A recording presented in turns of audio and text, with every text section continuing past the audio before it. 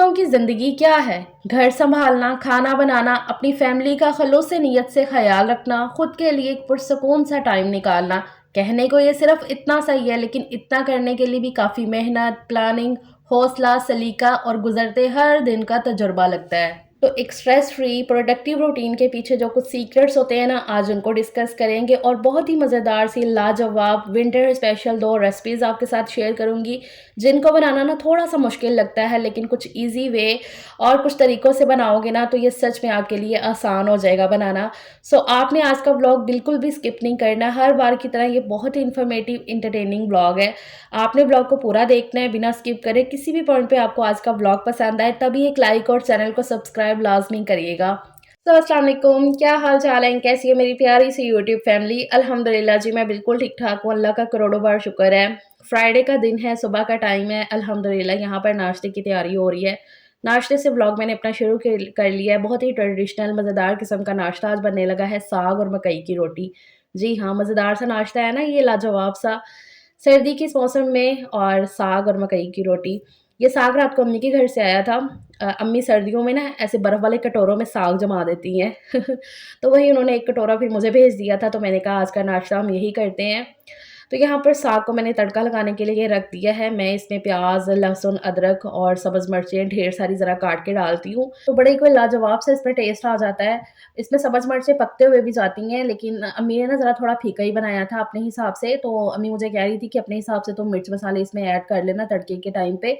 तो इसलिए ना फिर यहाँ पर भी मैं लाल मिर्च भी पिसी हुई भी ऐड करूँगी, कुटी हुई भी, और सब्ज़ मिर्चें भी मैंने अच्छी खासी काट के इसमें ऐड कर दी हैं। कूट के भी डाल सकते हो, काट के भी। बड़ा ही कोई मज़ेदार सा इसमें ज़रा टेस्ट आ जाता है सब्ज़ मिर्चों से। ख़ैर यहाँ पे नाश्ता बन रहा है, साग को तड़का लग रहा है। आज ये फ्राइडे का दिन था। मेरी पूरी कोशिश होती है कि फ्राइडे के दिन को मैं बहुत ही ज़्यादा प्रोडक्टिव बनाऊँ। हर काम जो है ना मैं बहुत ही टाइम से मैनेज कर लूँ। बाकी दिनों में भी यही कोशिश होती है, लेकिन फ्राइडे को मैं पूरा अपना 100% देती हूँ कि सारे जो काम है ना, मैं बहुत ही टाइम से अपने समेट लूँ। ज़ोहर से बहुत पहले तक सारे काम जो है ना वो निपट जाएँ। आज मैंने मशीन भी लगाई सुबह उठते सार ही। आज अल्लाह का शुक्र है कि धुंध बिल्कुल भी नहीं थी। धूप उतनी तो नहीं निकली थी, लेकिन धुंध नहीं थी बिल्कुल भी। तो फिर मैं जब सुबह छत पे गई ना, मैंने देखा कि मौसम काफ़ी साफ़ है, तो मैंने मशीन लगा ली। थोड़े से कपड़े थे। मेरी ये पूरी कोशिश हो रही है कि ना जितने थोड़े-थोड़े कपड़े हो ना, तो बस मैं मशीन लगाऊँ और उन कपड़ों को ना धो लूँ।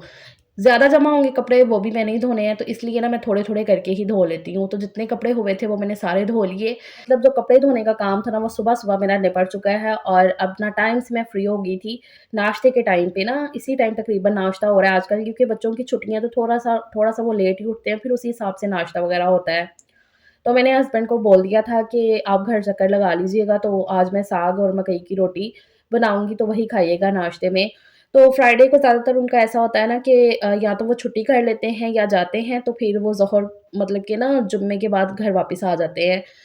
तो उन्होंने कहा था कि ठीक है, मैं लगा लूँगा घर चक्कर, बच्चों को आप खुद तो करो नाश्ता। अच्छा, यहाँ पर ये मकई की रोटी मैंने बनानी थी, तो उसके लिए ना मैंने ये मकई का आटा जो मँगवाया था, थोड़ा-सा मैंने मकई का आटा गूँधा है, क्योंकि मैं और हस्बैंड ही खाएँगे सिर्फ़ मकई की रोटी, और हानिया भी मेरी थोड़ी-सी खा लेती होती है। तो थोड़ा-सा मैंने मकई का आटा ले लिया और इसके अंदर 1 मुट्ठी जितना मैंने नॉर्मल जो आटा है ना वो भी छान लिया था। इसके अंदर मैंने थोड़ा-सा नमक ऐड कर लिया था। तो इसको पहले मैंने नॉर्मल, अच्छा ये नीम गर्म मैंने पानी लिया हुआ है इसको गूँधने के लिए ना। हल्का-सा पानी को मैंने नीम गर्म कर लिया था। वैसे भी आटा आजकल ना मैं नीम गर्म पानी से ही गूँध रही हूँ, क्योंकि सर्दी है ना इसलिए, क्योंकि वैसे तो पानी इतना ठंडा होता है। अच्छा, यहाँ पर ना मैंने पहले इसे नॉर्मल पूरा गूँध लिया, इसको इकट्ठा कर लिया आटे को। उसके बाद ना थोड़ा-थोड़ा आटा यहाँ से लेते जाना है और हथेली की मदद से ना इसको इस तरह से ना पीसते जाना, जैसे कि ना मकई का जो दाना होता है ना, वो ज़रा थोड़ा-सा ना जब हाथ में चुभना बंद हो जाए ना, तो इसका मतलब ये होता है कि आटा स्मूथ तरीके से अब गूँध रहा है। तो इससे ना फिर रोटियाँ बड़ी ही अच्छी बनती हैं, सॉफ्ट सी बन के तैयार हो जाती हैं, टूटती भी नहीं है रोटी। ये आप देखोगे आगे चल के। मुझे पता है मेरी बहुत सारी बहनों को ये मकई की रोटी वग़ैरह बनाना काफ़ी मुश्किल लगता है, थोड़ा-सा मुश्किल काम है, ट्रिकी है ये, लेकिन अपने कुछ ईज़ी तरीके से कर लो ना, तो आसानी से बन जाती, कोई इतनी वो परेशानी वाली बात नहीं है फिर इसमें। अच्छा, यहाँ पर ना इसी तरीके से हथेली के साथ मसलते हुए मैंने आटे को प्रॉपर गूँध लिया है और थोड़ा-सा नरम रख के गूँधा है आपने। आटा जितना अच्छा गूँधा होगा, रोटी उतनी ही नरम सॉफ्ट बन के तैयार होगी इसकी। अच्छा, यहाँ पर मैंने फिर बटर पेपर 2 बटर पेपर को लेकर दरमियान में से कट कर लिया था, तो वो 4 बन गए थे। तो मैंने 3 से 4 रोटी ही बनानी थी, तो उतने ही मैंने बटर पेपर यहाँ पर रख लिए हैं। एक बटर पेपर को लेकर मैंने इस तरह से बिछा लिया है और उसके ऊपर पानी का छिड़काव कर लिया था थोड़ा-सा। बहुत ज़्यादा पानी भी नहीं लगाया, लेकिन हाँ, थोड़ा-सा ना गीला सा कर लिया बटर पेपर को। और उसके बाद मैंने ये जो पेड़ा बनाया था ये रखा और हाथों की मदद से ना अच्छे से मैं इसको बेल लूँगी। बहुत ज़्यादा पतला तो नहीं इसको बेलना होता है, क्योंकि थोड़ी-सी ये मोटी होती है रोटी, लेकिन मैं उतनी भी मोटी नहीं बनाऊँगी क्योंकि फिर हस्बैंड को ना उतनी वाली मोटी अच्छी भी नहीं लगती है। तो यहाँ पर अच्छे तरीके से हाथों की मदद से मैं इसको बेलती हुई जा रही हूँ। आपने देखा ना कि आराम से ये बेल रही है, कोई इसमें मुश्किल वाली बात नहीं है और ना ही ये टूट रही है। उसके बाद यहाँ पर मैंने तवे को ग्रीस कर लिया, थोड़ा-सा घी लगा के उसको अच्छे से फैला दिया था और ऐसे बटर पेपर को उठाना है और इस तरह से तवे पे रख के ऊपर से बटर पेपर रिमूव कर देना है। तो देखा आपने कितनी आसानी से ये रोटी बन के तैयार हो गई है ना, कोई मुश्किल वाली बात नहीं है। बाकी तो हर काम ज़रा प्रैक्टिस से, बार-बार करने से ही परफेक्ट होता है। मैंने भी जब ये रोटी बनाना शुरू की थी ना, मुझे ऐसा लगता है ना थोड़ा-सा ये मुश्किल काम है, लेकिन मेरी ये आदत है कि मैं कोई भी काम ना अगर मैं करने का वो शौक रखती हूँ, मेरा दिल है कि नहीं भी मैंने करना ही करना है, तो मैं ना हार नहीं मानती हूँ, पीछे नहीं हटती हूँ, बार-बार ट्राई करती हूँ, बार-बार कोशिश करती हूँ और एक ना एक दिन अल्लाह का शुक्र है कामयाब हो ही जाती हूँ। तो कभी भी ना ज़िंदगी में किसी भी चीज़ को लेकर हार नहीं माननी चाहिए। अगर आप उसको करने का शौक रखते हो ना, तो लाज़मी वो काम को कर लो और आप एक ना एक दिन उसमें कामयाब हो ही जाओगे।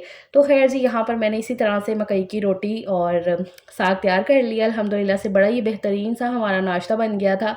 रोटी को मैंने दोनों तरफ से ना ऐसे हल्का-हल्का घी लगाकर सेंक लिया था। तो ये हमारा परफ़ेक्ट और ट्रेडिशनल नाश्ता बन के तैयार था, अल्लाह का शुक्र है।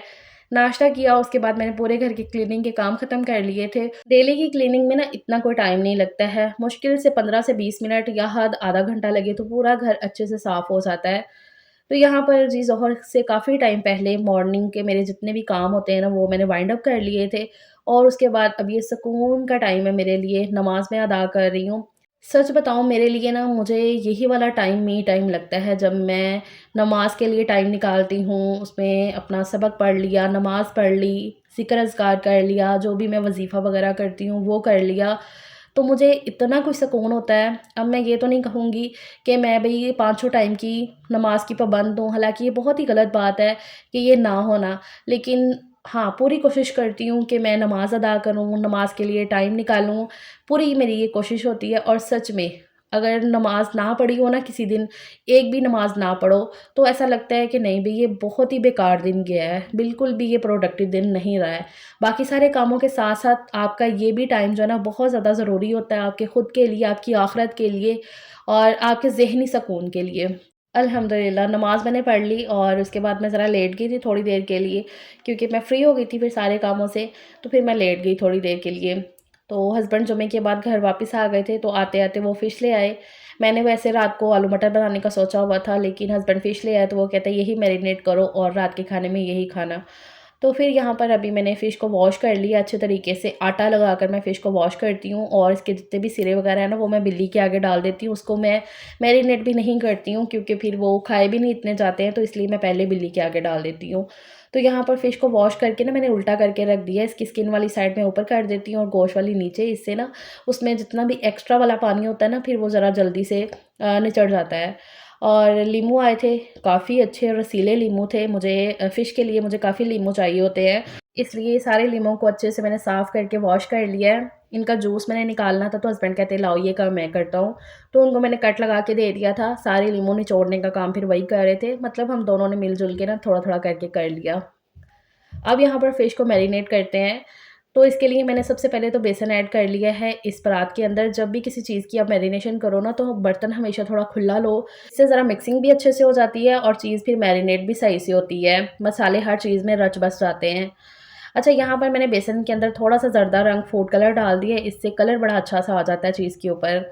और उसके बाद मैंने ये नेशनल का बड़ा वाला डब्बा मँगवा लिया था। वैसे मैं घर के मसाले ज़्यादातर लगाती हूँ, सारे मसाले खुद ही पीस के, लेकिन ना वो सारे मसालों को बनाते, करते, भूनते, बनाते ना थोड़ा-सा टाइम लग जाना था और थोड़ी-सी मैं थकी भी हुई थी। तो फिर इसलिए ना मैंने हस्बैंड को बोला कि आप ऐसा करो रेडीमेड मसाला ही ले आओ। तो ये मैंने पूरा डब्बा इसमें ऐड कर दिया नेशनल का और साथ में मैंने कुटी हुई लाल मिर्च भी एक्स्ट्रा डाली है क्योंकि हमें ज़रा थोड़ा-सा तीखा स्पाइसी खाना अच्छा लगता है। तो मैंने अपने से थोड़ी कुटी लाल मिर्च भी डाल दी और हल्का-सा सिर्फ़ नमक डाला है क्योंकि फ़िश खुद भी बड़ी सॉल्टी होती है और जो इसमें ये मसाला ऐड किया है ना नेशनल का, इसमें भी अच्छा खासा सॉल्ट होता है, इसलिए मैंने नमक बिल्कुल थोड़ा-सा ही डाला था। उसके बाद ये लीमू जितने भी इस लीमू का रस निकाला था ना, 1 पाव लीमू का पूरा रस निकाल लिया था, सिर्फ़ 2 लीमू मैंने बचाए थे ऊपर से निचोड़ने के लिए। बाकी सारे लीमू का रस अच्छे से निचोड़ के इसमें मैंने डाल दिया था। अच्छा, उसके बाद ये सब्ज़ मिर्चें और लहसुन, इन दोनों चीज़ों को भी मैंने चॉपर के अंदर थोड़ा-सा पानी डाल के अच्छे से चला लिया था, ताकि ये बारीक पिस जाए। तो अभी ये वाला पानी भी ना मैं थोड़ा-थोड़ा करके डालती रहूँगी, फ़िश में कभी भी मैं अदरक ऐड नहीं करती हूँ। तो इस तरह का ना ये घोल बना के मैंने तैयार कर लिया है। बहुत ज़्यादा ये पतला भी नहीं रखना और बहुत ज़्यादा गाढ़ा भी नहीं रखना। गाढ़ा होगा तो वो बिल्कुल बेसन-बेसन की कोटिंग हो जाएगी ऊपर से, फिर फ़िश का ना उतना टेस्ट नहीं आएगा, और बहुत ज़्यादा अगर पतला होगा तो वो फ़िश के ऊपर बिल्कुल भी टिकेगा नहीं। इसलिए घोल की कंसिस्टेंसी आपने बड़ी अच्छे से रखनी है। यहाँ पर एक-एक फ़िश का पीस उठाऊँगी, इस तरह से मसाले में लपेट के एक्स्ट्रा वाला ज़रा झाड़ देना है और सेपरेट करके ऐसे रखते जाना है। सारे फ़िश के ऊपर ना इसी तरह से मैं मसाला लगा दूँगी। हमें ना फ़िश के ऊपर बहुत ज़्यादा पतली कोटिंग भी नहीं अच्छी लगती है मसाले की, और बहुत ज़्यादा मोटी कोटिंग हो ना वो भी नहीं अच्छी लगती है। तो इसलिए ना मैं अच्छे से ज़रा फ़िश के ऊपर ना मसाला लगा दूँगी।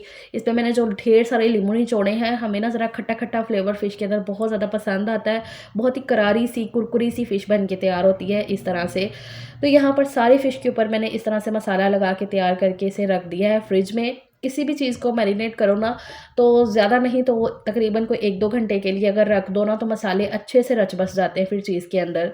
तो सारी फ़िश को इसी कनाली के अंदर मैंने अच्छे से मसाला लगा के इसको मैं फ्रिज में रख देती हूँ। आराम से 1-2 घंटे ये फ्रिज में पड़ी रहेगी। कोई साढ़े 3-4 बजे तक मैंने मसाला लगा दिया था फ़िश में। तो मैंने कहा था कि चलो ज़्यादा नहीं तो 1 घंटे तक मैं इसे फ्राई कर लूँगी। क्योंकि आजकल बच्चों की छुट्टियाँ हैं ना, तो नाश्ता जैसे कि अभी थोड़ा-सा लेट हुआ है, तो फिर दोपहर का खाना हमारा स्किप हो जाता है। तो फिर जो रात का खाना है ना, वो मैं ज़रा जल्दी बना लेती हूँ, तो वो फिर टाइम से हम सब खा लेते हैं।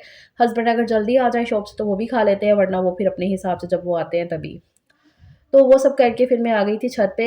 ये कपड़े जो मैंने सुबह धोए थे ना, इनमें से काफ़ी हद तक सूख भी गए हैं और काफ़ी जो है ना अभी हल्के से गीले थे। हल्की-फुल्की उनके अंदर नमी थी। लेकिन मैंने कहा इनको अगर रात भर इधर छोड़ा ना, जैसे ही शाम होती है ना, तो जैसे ओस सी गिरने लग जाती है। तो रात भर अगर मैं ऐसे रखती तो इनके ऊपर काफ़ी ओस गिर जानी थी, तो ये दोबारा से गीले हो जाने थे। इसलिए ना मैंने यहाँ पर सारे उतार के इधर रख दूँगी। हानिया भी मेरे साथ ही आई हुई थी, वो कह रही थी मम्मा मैं आपकी हेल्प करवाती हूँ। तो हेल्प उसने क्या ही करवानी थी, आके वो खेलने ही लग गई थी। बच्चों का क्या ही कर सकते हैं, उनकी अपनी मर्ज़ी, अपने मोड होते हैं। अच्छा, यहाँ पर मैंने ये सारे कपड़े उतार के इसके अंदर रख दिए हैं, इनको लपेट के इधर ही छोड़ देती हूँ, तो फिर हस्बैंड आ जाएँगे और ये उठा के ले जाएँगे। क्योंकि इतनी बड़ी गठरी को उठा के नीचे लेकर जाना थोड़ा मुश्किल हो जाना है मेरे लिए, तो वो फिर काम ये हस्बैंड कर लेंगे, तो वो ले गए थे आके। अब यहाँ पर जी खाना खाने का टाइम हो गया था, तो फिर मैंने कहा कि चलो अभी फ़िश को फ्राई करने रखते हैं। फ़िश को फ्राई करने में भी ना टाइम लगता है, क्योंकि बहुत ज़्यादा तेज़ आँच पे भी नहीं इसको फ्राई किया जाता, और थोड़ी-सी ज़रा मीडियम सी आँच पे फ्राई करो ना, तो अच्छे से फ़िश पक भी जाती है, और जितने भी मसाले होते हैं ना, बिल्कुल ऐसे फ़िश के साथ लग जाते हैं। तो यहाँ पर ऑयल को मैंने पहले अच्छे से गरम कर लिया था। कोई भी चीज़ को आपने फ्राई करना हो ना, तो सबसे पहले ऑयल को अच्छा खासा गरम कर लो। जब ऑयल अच्छे से गरम हो जाए ना, फिर उसमें चीज़ फ्राई करने के लिए डालो। उससे ये होता है कि जितनी भी कोटिंग वगैरह होती है ना चीज़ के ऊपर, फिर वो अच्छे से लग जाती है। अगर कम गरम होगा ना ऑयल, तो फिर वो कोटिंग जो है ना वो ऐसे उतर जाती है उसपे से। तो यहाँ पर मैंने अभी फ़िश को ना इस तरह से डाला है फ्राई पैन के अंदर, और सारे ही मैं बारी-बारी करके ना इसको मैं फ्राई कर लूँगी। आप देख रहे हो ना, कोटिंग बिल्कुल भी इसके ऊपर से उतरती नहीं है, और इस तरह से ना बड़ी ही बेहतरीन सी फ़िश बन के तैयार हो जाती है।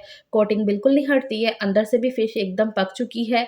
ज़्यादा अगर तेज़ आँच पे पकाओ ना, फिर ऊपर से जल जाती है चीज़, अंदर से अच्छे से पकती नहीं है। यहाँ पर फ़िश अंदर से भी देखो इतनी अच्छे से पक गई है। हस्बैंड को मैं टेस्ट करवा रही थी, क्योंकि वो मेरे पास ही खड़े हुए थे। अगर वो घर पे है ना, तो उनकी पूरी कोशिश होती है कि फ़रा अगर कुछ भी कुकिंग वगैरह कर रही है ना, तो फिर वो मेरे पास आके खड़े हो जाएँगे, फुल ऑन हेल्प जितनी वो कर सकते हैं। चम्मच हिला दिया, कुछ भी कर दिया, ये पकड़ा दिया, तो इतनी हेल्प भी ना बहुत ज़्यादा हो जाती है। और मैं सच बताऊँ, ये वाला टाइम ना मुझे बहुत ज़्यादा अच्छा लगता है। मुझे ना आदत हो गई है इस तरह से। तो अगर कभी वो नहीं भी आते हैं ना, तो वो मैं खुद कहूँगी खैर है ना, आजा मेरे पास आके खड़े नहीं हो रहे। तो इस तरह से पहले ही मैं ये सारी चीज़ों को ना काफ़ी ज़्यादा शूट कर लेती थी। लेकिन ना आहिस्ता-आहिस्ता ना मुझे मैं उतना नहीं करती हूँ शूट ना। एक तो नज़र से मैं बहुत ज़्यादा डरती हूँ, और दूसरा अगर किसी का कोई नेगेटिव कमेंट आ जाए ना, तो फिर मेरे से ना हज़म नहीं होता है। अगर वो हस्बैंड के लिए आया है या मेरी फैमिली बच्चों के लिए आया ना कोई नेगेटिव कमेंट, तो पता नहीं क्यों मेरे से ना उतना फिर वो नहीं होता है हज़म। तो इसलिए ना मैं कोशिश करती हूँ कि ज़रा लिमिट में रह के।